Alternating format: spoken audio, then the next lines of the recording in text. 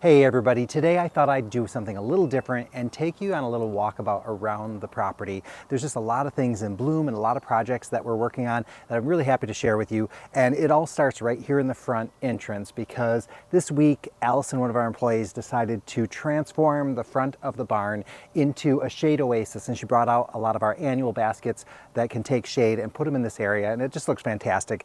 There's a bench here, so I'm just enjoying kind of just sitting here, and from here I can see a lot of the things that I want to tell you about, and there's a lot of the new plants that we've been trialing this year here, so I'm going to tell you a little bit about those, and then I'm going to go kind of all over the place and show you some of the other stuff that's going on. I'll start here with this container because it has some of the new coleus that we introduced. So this is some of the under the sea coleus. We had the Main Street Venice Boulevard before, but then this is the Color Blaze Watermelon Mini-Me, kind of peeking out underneath. That other one's pretty vigorous. And we have some colocasia with it. This hydrangea here, now it hasn't started fully blooming yet, but I'm really excited about it because it is the Let's Dance Can Do. This one I planted 2 years ago in a grow bag. We wintered over ourselves. It's one of the few macrophyllus that I've had a really easy time wintering over here because a lot of times I have trouble with them. Just look at how many blooms are on that. I'm super excited about this one because I think it's just beautiful. So I'm excited about the Let's Dance Can Do.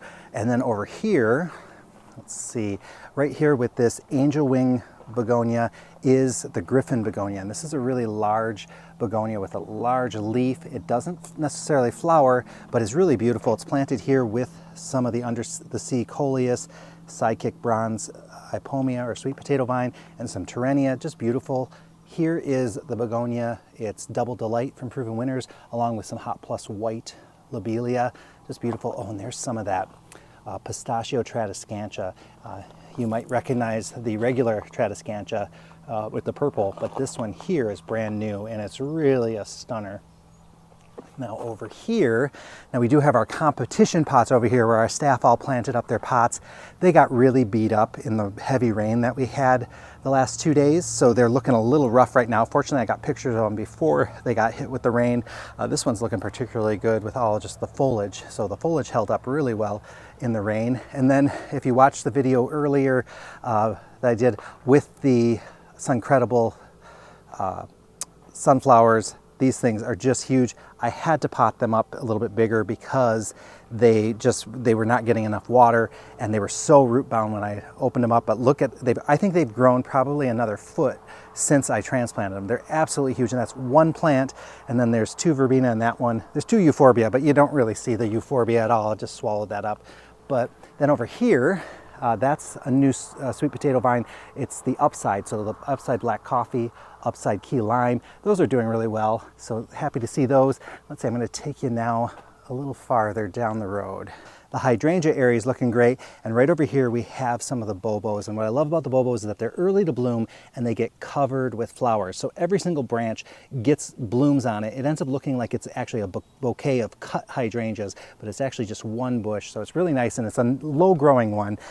We have the lower ones in the first two rows, so there's several varieties of those. And then over here are the arborescents. And so this first batch are the Incredible Blush. So these are going to get more of a pink color. So they start out looking a little bit dark with a little bit of that jade inside, then they turn pink, and then they'll turn back to jade later.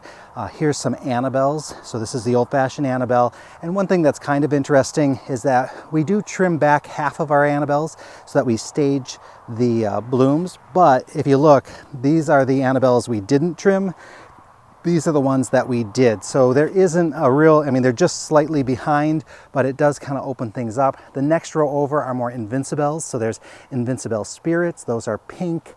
And then we go into like Sublime and Invincible Mini Mauvette, some of the pink ones, that type of thing. So just, it's really kind of nice to see those out there. And then we have all the other varieties. I noticed that there are some Firelights. Let me just run over there. Firelights are another one that's early to bloom. Down over here, which ones are these? Are these the Quickfire Fabs? Quickfire Fabs are really early to bloom, especially for a panicle. So you can see these are going to be full flowers probably in a couple days. And what I like about these, they have a little bit different kind of blossom or petal than some of the other panicles. We also have more stuff coming into bloom, like the Quickfires, which I think are way over there. So these are quick fire. These are generally the first ones to bloom, first ones to change color, and they're more of a lacy type of hydrangea, but it's nice to have those nice early blooms. But actually when I look through, it's like almost all the varieties are starting to get their blooms on them. So there's some white diamonds. I noticed that some of the vanilla strawberries and berry whites and diamond rouges were getting blooms. So just really exciting to see. I think in about a week or so, we're gonna see tons of color over here. Oh, there's a Pinky Winky. Look at the blooms on that one. Pinky Winky's nice because it just gets huge flowers and just keeps going and going and going and gets a really nice hot pink color.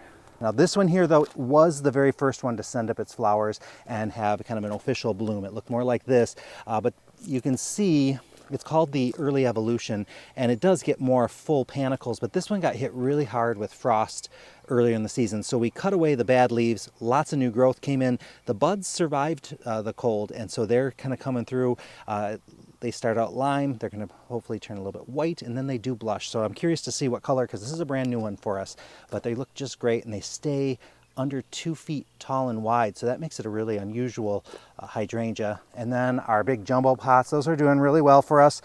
They've been pretty easy care. We haven't had to do much cleaning. The dahlia is the one that's the most work, but everything else has been pretty simple. And then over here we do have our drought tolerant pot, and this one we went almost 10 days without watering it, and you can see that it's still got a lot of color. We did end up, it does start sacrificing flowers though the longer it goes into drought, so like the begonias having a little bit harder time, but the surefire begonias are doing okay. I think the deer are going after this. I had sprayed them, but I don't think that was enough. The salvia looks great, the geranium looks great, and the scaevola and the verbena kind of started to stop producing flowers, but then when we gave it water again, it opened a whole bunch of blooms. So I think without a lot of water and fertilizer, the verbena tends to cycle through a little bit more, where it's on again, off again. But when it's really in good, getting good, a lot of water, it's going to flower a lot more. And there's something else out here I want to show you. I'm going to have to go over here. So you're not going to see anything right away. Let me switch the camera. But we had kind of like a hatch of frogs, and if I kind of move, you'll start seeing them hopping out of every little corner. Let's see, where are they? They're just the tiniest little things. There we go. So you really have to watch where you walk because they are just all over the place. And then down along the driveway with the hydrangeas, I did get the drip going on that, so they have been getting more regular water. I haven't had to hand water them like I did before, so I'm happy to get that all taken care of. And then there is a surprise down at the end of the driveway. So here at the end of the driveway, we did get some pots planted up. We put them into aqua pots, so we have some bubblegum vista. That's the pot I had planted up a while ago for you guys, and I showed you how I did that. And then those are Super Cal Premium and Super Cal Petcoas or Petunias. And so these are all in aqua pots, so we only have to water them once a week. It should be a little easier. And let's see, where should I take you next? Maybe down this way. So my mom's Peony Patch has been blooming, and these Bartzilla yellows are absolutely enormous. It's a really great flower producer, great color on it, and her pink ones had bloomed earlier, and then it looks like the light pink ones are kind of coming out next. So just looking beautiful. And then her lilies are kind of on their way as well, and we definitely had to keep those sprayed for deer. So we've got these, look at the trunk on these. It's just like, wow, crazy. The Japanese tree lilac is blooming as well. So this is a little different than kind of the lilacs you might be used to. This whole tree gets covered in white flowers, and they're really beautiful. The bees are kind of all over this tree, and it does have a nice fragrance as well. It does give me the sniffles though, so I might be slightly allergic to this one. So, but it's just really nice because it gets, it's a full-on tree, so it's a little different than maybe the more kind of bush-like lilac that you're probably used to. This here is just a little patch of plants that I popped in just an open spot in the yard because I wanted to just, I don't know, I just wanted to have these plants here. And then I have some plants that I just direct sowed from seed. So there's some zinnias and some sunflowers in here. So I don't know, I just felt like trying some of that. And then these are the plants that I had grown from seed before. I started those in February. I did have to hack back most of them because I had started them so early. I'm doing a video on that. Hopefully I'll get something published about it, but I wanted to let these kind of recover from their extreme pruning that I had to do. But this calendula is just looking really fantastic, and so is the fancy feathers or flamingo feathers, celosia. Those are looking good, but the marigolds and the cosmos definitely I had to really cut them back just because they were so huge. We did get some baskets planted for the porch, but we just used plants that we had left over. So there's the Tradescantia here with some of the begonias, and those are looking really, really nice. And then this one here, this has the new vermilion begonia, which has been a nonstop bloomer and just covered in flowers. This is the watermelon mini-me. Sorry, the light's not so great in here. So we're just testing that. That's not one that they usually say put in a pot, but we're giving it a go. This is some more of that upside, and this is the Portofino begonias. I love the color of this citrix one. And so we got a couple other ones done in. The Annabelle hydrangeas in the front are, we've totally neglected them, and they're doing fantastic. Look at all the blooms. These are going to be covered in blooms very, very soon. And then this one here, this is, I just picked this up at Meijer. This is just a hanging basket that they said was for shade, but I think this is the hula begonia in here. So I'm not sure. It didn't have it labeled as such, but this is how the hula looks, and it's a great hanging basket wax begonia. So I'm excited about that. Now here in Greenhouse 5, there's all kinds of things blooming, like this bee balm or bergamot. This is a dwarf variety called Pardon My Lavender, so just really a pretty one. Over here, this is a really interesting blue flower. I love how it looks, and let me see if I can pronounce the name because it's Dragocephalum Hydrangeas, also called blue Fuji. What's really interesting, this has been blooming over 5 weeks now, and it just, you know, it's been this full of blooms this entire time. You can see what the spent blooms look like, but it's still sending up more. So this is a really long bloomer. It has kind of a casual kind of look to it. I think this is going to be beautiful in a flower bed, likes the sun. It's really just an unusual one for us, and we picked it, I think, I'm trying to remember if it was because it was a native plant or what. We picked it because it was unique in and of its own, but it's really surprised us.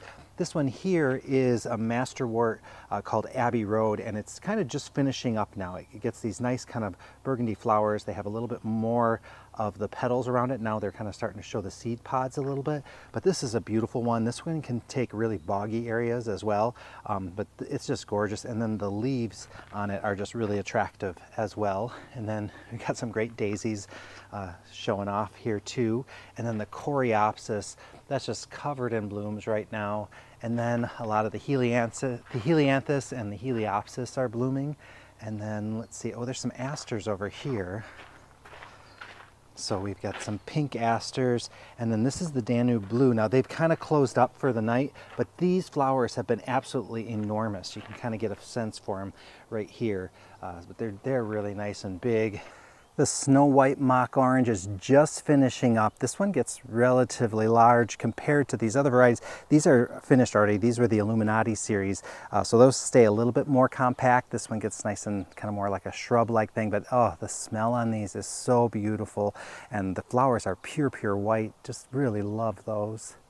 I'm not sure this will be as exciting for you as it is for me, but my dad has started installing drip irrigation along the trees, and that's a big deal for us because watering these trees by hand takes between, say, 20 and 40 minutes per row, and so that really adds up. And having the drip gives us the opportunity to be able to turn the water on twice a day if we needed to. And oh, look at this, one of the hoses has let go, so we're going to get that back on. Let's see if I can do this one-handed. Yep, not a problem. And let me tell you, this birch is going to thank us for that later. So, and the nice thing is we can turn it on, and then we just have to check the hoses regularly, because if, you know, birds or animals are running through there, or people even, they can kind of loosen some of these, and you know, we just have to make sure that they're always getting it. And you can see the smaller ones get 1 emitter, and the larger ones will get 2. These here are service berries, and service berries are really nice because they get flowers in the spring, they get berries in the summer, and then these leaves turn a beautiful golden color in the fall. So it's definitely a 3-season of interest type of plant. I hope you all enjoyed this little walk around the nursery, and hey, have a really great 4th of July.